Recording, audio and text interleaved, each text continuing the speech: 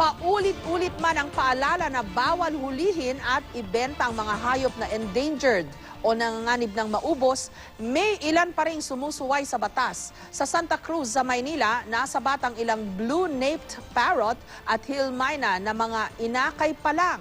Sa Cebu naman, naharang ang isang truck na may karne ng pating na inihahalo sa isdang gagawin sanang fishball.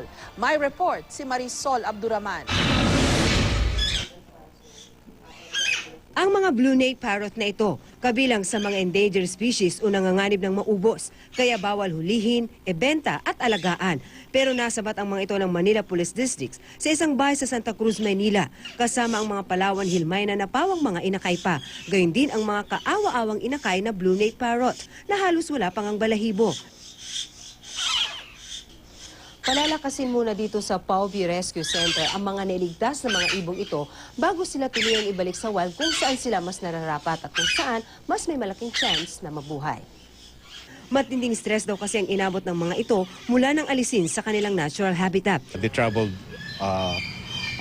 long way from Palawan. So talagang expected yun na talagang yung mga ibon ay stress. At the same time, actually, nung nakuha namin, gutom na sila eh. Hindi masabi kung hanggang kailan mananatili ang mga ibon sa pangangalaga ng Paubi. Bago mo i-release yan, of course, make sure na kailangan nakakalipad na sila on their own.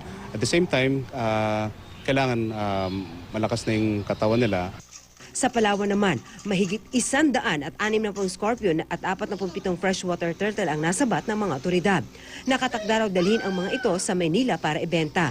Critically endangered o paubos na ang mga freshwater turtle. Endemic naman o tanging sa Palawan matatagpuan ang mga scorpion na mataas daw ang presyo kung ibenta sa ibang bansa. Putol-putol na treasure shark naman ang nakita mula sa isang truck sa Cebu kagabi. Galing sa Dumaguete ang truck na may karga ng kahon-kahon na barla, isang uri ng isda na ginagawang fishball at squidball sa Lapu-Lapu City. Mahigpit ay pinagbabawal ng lungsod ang paghuli sa nasabing isda. Bawal din sa Bantayan, Cebu ang pagkuha sa iba't ibang klase ng pating. Ikinalulungkot ng Paubi ang patuloy pa ring iligal na pagbebenta sa mga itinuturing na endangered species. May multang aabot sa 100,000 pesos at pagkakakulong na hanggang 6 na taon ang mapapatunay lumabag sa batas na nagbabawas sa paghuli ng endangered species. Marisol Abduraman, GMA News.